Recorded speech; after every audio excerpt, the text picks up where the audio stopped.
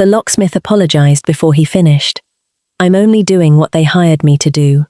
78-year-old Eleanor Hayes stood on the front porch of the house she had lived in for 52 years, carrying nothing except a small overnight bag and the cardigan she had knitted herself 2 decades earlier.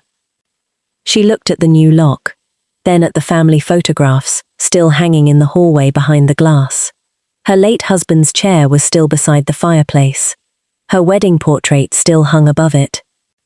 Everything she had spent a lifetime building was a few feet away, but it no longer belonged to her. A moving truck waited in the driveway, not to help her, to empty the house. Her eldest son David stood at the edge of the porch and refused to meet her eyes. "We talked about this." "No," Eleanor said quietly. "You talked. I listened. You said I wouldn't have to worry about anything." "You won't," her daughter Rebecca said from the doorway. "The retirement home is fully paid for. This house is too much for someone your age." Eleanor reached into her handbag. She removed a single envelope. The property transfer papers. Signed the previous afternoon. Signed because both of her children had given her exactly one promise. "Mum, you will always live here." Less than 24 hours later, the locks had already been changed. A neighbor watched through her curtains. No one came outside. No one said a word. Then the front door opened one final time. Not because anyone had changed their mind. Eleanor's grandson stepped out, carrying an old cardboard box. He placed it on the porch without looking at her. Inside were her medications, her Bible, her late husband Harold's wedding ring, and the framed photograph of the 4 of them, taken 25 years earlier at Christmas. The glass was cracked. "So that's it," Eleanor said. Nobody answered. The front door closed. The deadbolt clicked. The sound was quieter than she expected. That was the worst part. 52 years of a life, and it ended with a sound no louder than a cabinet closing. For the first time in 78 years, Eleanor Hayes had nowhere to go. If you have ever been forgotten by the very people you spent your life protecting, this story is for you. Welcome to Aurora Cinema Fiction. Stay with us. If this story moves you, please subscribe, like, and share. It means everything to this channel. Harold Hayes had died 5 years earlier after 53 years of marriage. He died on a Tuesday morning in April, with Eleanor holding his hand and the bedroom window open, because he had always liked the sound of the garden in spring. For the first few months after the funeral, Eleanor managed. She managed the way women of her generation manage, which is to say, she kept moving, and kept the house clean, and kept herself busy enough that the silence only caught her in the evenings, when she sat in Harold's chair by the fireplace, and felt the particular weight of a house that held everything except the person who made it feel like home. She had not imagined that grief could make an intelligent person vulnerable. She had not needed to imagine it, because she had never understood it from the inside until now. David and Rebecca began visiting every Sunday within weeks of the funeral. At first it felt like love, because it was love. She did not yet understand that love and management were not mutually exclusive. They brought flowers and groceries and warm hugs that lasted slightly longer than they used to. They called during the week to check on her. They fixed small things around the house without being asked. Eleanor felt seen in the way she had not felt seen since Harold died. She was grateful. She was also lonely in the specific way of someone who has spent 53 years being known by one person and now has to relearn what it means to be known by anyone at all. The conversations began so gradually, she could not have identified the moment they changed. One Sunday, David mentioned that managing the house alone must be exhausting. She agreed that it was sometimes. The following Sunday, Rebecca mentioned that it would be so much simpler if they could help more directly with the finances. Eleanor said that seemed sensible. A month later, David arrived with paperwork that would allow him to manage the accounts on her behalf. "Just so you don't have to worry about the bills every month. We can handle all of that." She signed. 6 months after that, the investment portfolio. Then, power of attorney. The house came last. David presented it one Sunday afternoon over tea at the kitchen table. He brought a folder. He explained things carefully. He used words like estate planning and probate avoidance and protecting your assets. Rebecca sat beside him and nodded at the right moments and squeezed Eleanor's hand once when Eleanor looked uncertain. It just makes things simpler when the time comes, David said. This is to protect you, not complicate things. Should I have a solicitor look at it? Eleanor asked. Rebecca laughed gently. Not unkindly. Just enough to make the question feel slightly unnecessary. We're your family, Mum. This is exactly what families do. Eleanor looked at the papers. She thought about Harold, about how he had always said that the purpose of everything they had built was to make sure she was safe. She thought her children were trying to do the same thing. She signed. What Eleanor did not know was that David had accumulated nearly $2 million in gambling debts over 4 years. Not through carelessness, through the specific, escalating logic of a man who had started small and had always believed the next round would be the one that fixed everything. By the time Eleanor signed the house over to them, David's creditors were already calling. What she did not know was that Rebecca's husband had lost the majority of their savings in a series of failed investments he had been concealing for 18 months. Rebecca knew. She had known for 6 months. She had decided that the family home was the solution. The buyer had been found before Eleanor signed the papers. The retirement home had been researched. The deposit had been paid. The moving company had been booked.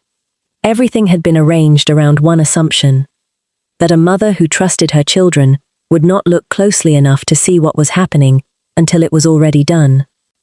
There was one Sunday in the month before the papers were signed, when Eleanor had stood at the kitchen window and watched David on his phone in the garden. His expression was tight, in a way she had not seen since he was a boy sitting an exam he had not prepared for. She had almost asked him about it. Then Rebecca had come in with tea, and the moment had passed, and Eleanor had talked herself out of it, the way mothers talk themselves out of things about their children that they are not ready to know. She thought about that Sunday often afterward, not with blame, just with the particular clarity of hindsight. Eleanor left the porch carrying the cardboard box and her overnight bag. She did not look back. Not because she was not tempted, because she had decided in the moment the deadbolt clicked that she would not give them the image of her turning around. She walked without a destination. The neighborhood she had lived in for 5 decades looked different from the street than it had always looked from the window. Smaller somehow, as though the life inside the houses was the thing that gave them their scale. She walked until the neighborhood gave way to the edge of town, and the edge of town gave way to a country road lined with old oaks. The light was going. The cardboard box was heavier than it had seemed on the porch. She sat down on a wooden bench beside the road. Harold's wedding ring was in her coat pocket. She had put it there on the porch without thinking, and had not moved it. She wrapped her hand around it now. It was still warm from her pocket. She had not cried yet. She was not sure she knew how to anymore. She simply sat with the box in her lap, and the ring in her hand, and the specific stillness of a person who has run completely out of what comes next. She did not hear the truck slow behind her. She heard the door open, then small footsteps on gravel. A boy appeared beside the bench. 10 years old, dark hair, eyes that were too perceptive for his age. He looked at her face for a moment without speaking. Then he turned and called back toward the truck. "Dad, that grandma is crying." Eleanor touched her face. She had not realized. A man climbed out of the truck, 43 years old, work clothes, hands that had spent years building things. He walked toward the bench and stopped at a respectful distance. He did not approach quickly or speak immediately. He simply made himself visible in a way that was not threatening. "Are you all right?" It was not the kind of question that expected a simple answer. Eleanor looked at him. At the boy standing beside him with his hands in his pockets and his eyes moving between her and the cardboard box, with the kind of open concern children have before the world teaches them it is safer to look away. "I'm not sure," Eleanor said honestly. The man nodded as though that was a reasonable answer. My name is Noah. This is my son, Ben. Ben raised one hand in a small wave. You shouldn't be sitting out here alone after dark, Noah said. Where are you headed? Eleanor looked at the road, then back at him. I don't know yet. Noah was quiet for a moment. He looked at the box, at the overnight bag, at the cardigan she had pulled tighter against the evening air, at the cracked photograph visible through the flap of the cardboard box. He did not ask any of the questions she was not ready to answer. We have a spare room, he said simply. It's nothing much, but it's warm and safe, and you're welcome to it for tonight. Eleanor looked at him for a long moment. She had spent 5 years being carefully managed by people who loved her. She had spent 2 hours sitting on a bench at the edge of town, learning what it felt like to be left. This man was not managing her. He was offering. There was a difference she had not known she would ever need to identify. That's very kind, she said. Ben immediately reached for the cardboard box. I'll carry that. She let him. Eleanor did not intend to stay beyond one night. Then morning came, and Ben appeared in the kitchen doorway and asked if she would teach him how to make the bread she had mentioned at dinner, and she said yes, before she thought about it. The farmhouse revealed itself slowly. Noah had built most of it himself after buying the land 8 years earlier. He was a carpenter, and the house showed it. Everything in it had been made or repaired by hand. The shelves were level. The doors hung correctly. The details were the kind that most people never notice because they are designed not to be noticed. His wife Sarah had died 3 years earlier. A sudden illness that had not announced itself and had not left time for preparation.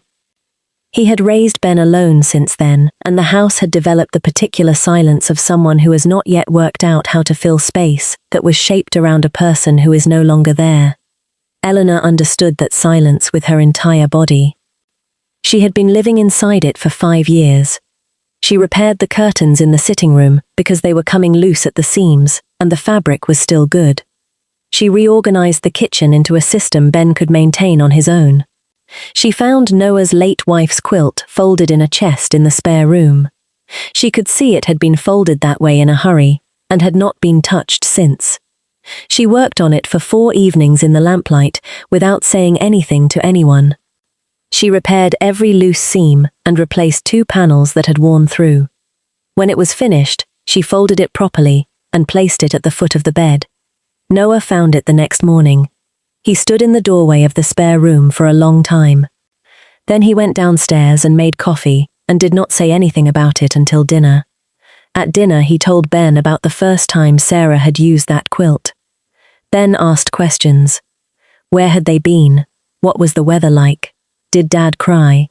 Was the quilt scratchy or soft? Noah answered every question without deflecting. That was the night the house changed. Not dramatically. Slowly, and without announcement, and you only understood it had happened when you looked back. Ben came to Eleanor with questions, the way children come to people they have decided to trust. Questions about the garden, and why certain things grew better in shadow. Questions about why adults sometimes said the opposite of what they meant. Questions about whether missing someone ever stopped feeling like a place you could not find your way back to. Eleanor answered every question seriously. Ben had the quality she had always loved most in children. He asked the real question instead of the easier one. 3 weeks after Eleanor arrived, she was pulling weeds from the vegetable patch when Ben appeared beside her with his own pair of gloves. Dad says you don't have to do that. I know, Eleanor said. So why are you? Because the beans need it. Ben crouched beside her. Can I help? Wash your hands first. They're already dirty. Then they can get dirtier. He grinned and pulled his first weed with considerably more force than was necessary. Eleanor said nothing. She simply moved to the next section and let him work beside her. That evening, Noah stood at the kitchen window, watching them come inside together, covered in soil, and talking about something that was making Ben laugh. He stood there for a moment before he turned back to the stove. The house smelled like dinner and soil, and the particular warmth of an evening that had been earned. He did not have a word for what he was feeling. He did not look for one. Across the city, David and Rebecca's plan was unraveling. The house had sold. The money had been distributed. The debts had not disappeared the way they had believed they would. Debts of that kind do not disappear. They take a different form and wait. David's creditors were not patient.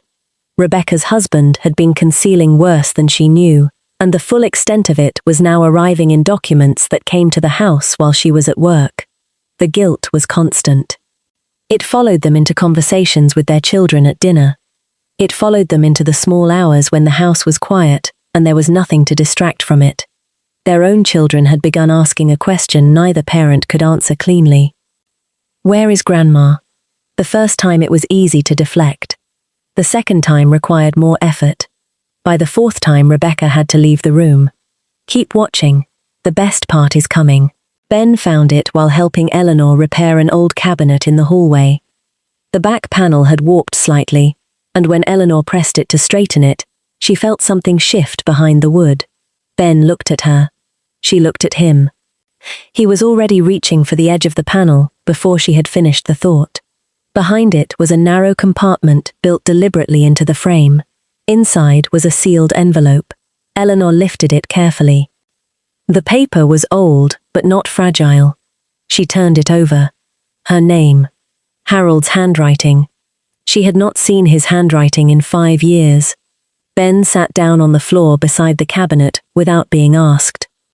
He seemed to understand without being told that some things required quiet and that this was one of them. Eleanor opened it. Harold had written the letter 2 years before he died. He had written it sitting at the desk in the study where he always sat when he was trying to work something out. She could picture exactly how he had looked. The particular angle of his head when he was concentrating. The way he held his pen with 2 fingers instead of 3. The letter was not angry. It was not dramatic. It was the letter of a man who had watched his children for a long time and had loved them enough to be honest with himself about who they were becoming. He wrote that he had always known David's ambition contained something restless that money never quite satisfied. He wrote that Rebecca's kindness was real, but that it lived alongside a practicality that sometimes overpowered it. He wrote that he hoped he was wrong. He wrote that he was probably not wrong. He wrote that he had therefore done something quiet and careful and had told no one about it. 2 years before he died, Harold had arranged a portion of his estate into an irrevocable trust through a solicitor neither of his children had ever met. A trust that could not be touched by anyone except Eleanor during her lifetime. He had done it hoping the day would never come when it was needed. The letter ended the way Harold had ended most important things. Quietly. Without ceremony. You always made good decisions when you trusted yourself. I hope you'll start again. I love you, Harold. Eleanor sat on the floor of Noah's hallway for a long time. She was not crying. She was reading the letter again. The first time she heard his voice. The second time she understood what he had done. He had known the way long-married people know things about each other's children that neither of them ever says out loud. He had known, and he had acted, and he had trusted her to find it when she needed it. Ben shifted closer until his shoulder was against hers. He did not ask what the letter said. He simply stayed. After a while, Eleanor folded the letter carefully. She looked at the boy beside her. He knew, she said. Your husband? Yes. Did he tell you? No. Why not? Because he knew I would not have believed it, not about my own children. Ben nodded slowly. Do you believe it now? Yes. Does it help? Eleanor thought about Harold's letter. Not the trust. The letter itself. The evidence that someone had seen everything clearly and had loved her enough to act on what they saw without making her feel diminished by the knowing. It means I'm not without choices, she said. That helps more than anything. Ben stood and held out his hand. She took it and let him help her to her feet. He was not strong enough to make much practical difference. He held out his hand anyway. David and Rebecca arrived on a Thursday morning in late autumn. They came together because neither of them could have done it alone. They drove 3 hours in near silence and sat in the car at the end of the farm lane for several minutes before they walked toward the house. Eleanor saw them from the kitchen window. She recognized the way they walked. She had watched them walk away from conflict their entire lives. The slightly lowered shoulders. The pace that was not quite reluctant, but not quite committed either. She dried her hands. She went to the porch. She did not go down the steps to meet them. They came to her. Neither spoke first. They stood in the yard and looked at the farmhouse. At the garden along the south wall, at the curtains in the windows, at the evidence of a life that had continued without them. David looked older than she remembered, not in years. In the particular way of someone carrying something they cannot put down. Rebecca looked as though she had been crying recently, and had tried to make sure it did not show. She had not succeeded. "We sold the house," David said. "I know. The money is gone. Most of it was gone before we saw it. I know that too." Rebecca pressed her hands together. The gesture Eleanor recognized from when Rebecca was 9 years old and had broken something and was trying to find the right words. "Mum, we need you to." "Let me say something first," Eleanor said. They stopped. "Your father used to say that regret without change is just self-pity, dressed as an apology." She looked at her son, then her daughter. "I'm not interested in apologies. I'm interested in truth, the real version, not the one that makes you look better than you were." David looked at the ground. Then he looked up. He told her everything, the gambling across 4 years, the moment he understood the house would be part of the solution, the way he had told himself it was temporary, that Eleanor would never need to know. Rebecca told her the rest. Her husband's losses. How long she had known. The conversation she and David had 8 months before Eleanor signed anything in which they had agreed this was the only way. It took a long time. Eleanor listened without interrupting. When they finished, she sat with the silence. Then she said what she had spent weeks deciding whether to say. "You stopped being homeless the day you found another house. I stopped being your home the day you changed those locks." Neither of them answered. "I'm not going back. Not because I haven't forgiven you, because forgiveness and trust are not the same thing, and I understand that now." She stood. "You are still my children, that cannot be signed away, but you will have to earn back what you spent, not with me, with yourselves. That takes longer than an afternoon." David nodded. Rebecca wiped her eyes without trying to hide it. "Come inside," Eleanor said. "Ben will want to meet you." They followed her in. Ben assessed them from the kitchen doorway with the careful attention of a child who has learned to take adults seriously. He looked at Eleanor. She gave the smallest nod. He held out his hand to David. "I'm Ben. Eleanor taught me how to make bread. Are you staying for lunch?" David looked at his mother. Eleanor was already at the stove. "He asks everyone that," she said. David shook Ben's hand. "We'd like that, if that's all right." Ben looked at Eleanor. "Put the kettle on," she said. He put the kettle on. That evening, after David and Rebecca had driven back to the city, Ben had fallen asleep on the sofa, and the farmhouse had gone quiet. Eleanor sat at the kitchen table. She was not doing anything, just sitting. Noah came in from checking the barn, and saw her there, and put the kettle on without asking. He set 2 cups on the table, and sat across from her. They drank their tea. Outside, the wind moved through the trees. After a while, Eleanor said the thing she had been carrying since the afternoon. "I worry sometimes that I've made myself too comfortable here." Noah looked at her. "Too comfortable. That I've made myself necessary in a way that isn't fair." She looked at her hands around the cup. "You took in a stranger in a storm. That was kindness. But I've stayed, and I've rearranged your kitchen, and repaired your curtains, and involved myself in your son's life, in ways I didn't plan, and I'm not sure you ever had the chance to say no to any of it." Noah was quiet for a moment. He looked at his own cup. Then he said the thing he had not been planning to say, but that came out anyway, because it was simply true. "Ben hasn't laughed this much since his mother died." Eleanor looked up. "The kitchen works better now. The curtains stay up. The quilt is on the bed where it belongs." He paused. "And my son asks questions at dinner instead of sitting through it quietly." He met her eyes. If anyone has been given something here, it's us. Eleanor looked at him for a long moment. She had spent 5 years being told what she needed by people who were managing her. She had spent weeks worrying that she was doing the same thing to someone else without meaning to. This was not that. She could see it clearly now. Harold would have liked you, she said. Noah almost smiled. From what you've told me, he sounds like a man who paid attention. He was. Noah looked at the kitchen, at the curtains, at the reorganized shelves, at Ben's school drawing stuck to the front of the refrigerator. Sometimes home is built by the people who never meant to stay.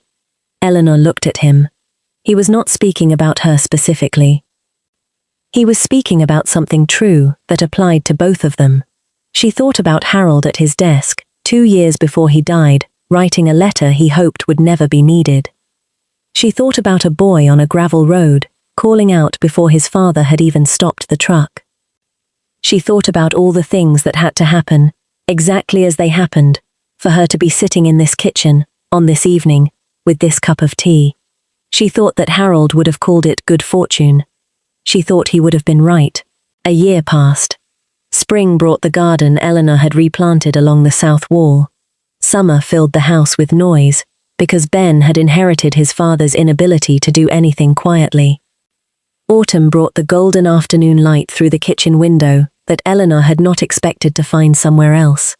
Winter was the best, because Noah built fires, and Ben demanded stories, and Eleanor had more stories than any of them had anticipated.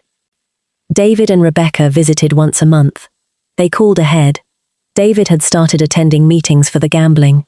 Eleanor found out through Rebecca, who mentioned it, the way people mention things they are quietly proud of, but do not want to make too much of. Rebecca's marriage was harder. She came alone some months. On those visits, Ben offered tea, and then quietly found something to do in another room. He was 10 years old. Eleanor noticed and said nothing directly. She simply told him one evening that he was better at reading a room than most people she had known twice his age. He looked pleased, then immediately tried not to look pleased. On an afternoon in the second spring, Noah came in from the yard and called Ben. Eleanor heard them talking, and then heard the silence of 2 people looking at something together. She went to the door. Beside it, Noah had mounted a small brass plaque. Hayes House. Eleanor looked at it for a long moment. You know, Hayes is not my name anymore. It's not a surname, Noah said. He looked at the plaque. It's the family you built. Eleanor looked at the yard. At Ben examining the plaque with the expression of someone checking their own work. At the garden along the south wall. At the curtains in the windows. At the quilt folded over the porch chair. She thought about the morning on the porch with the cracked photograph and the deadbolt that had clicked like a cabinet closing. She thought about Harold's letter and the boy who had sat beside her on the floor with his shoulder against hers.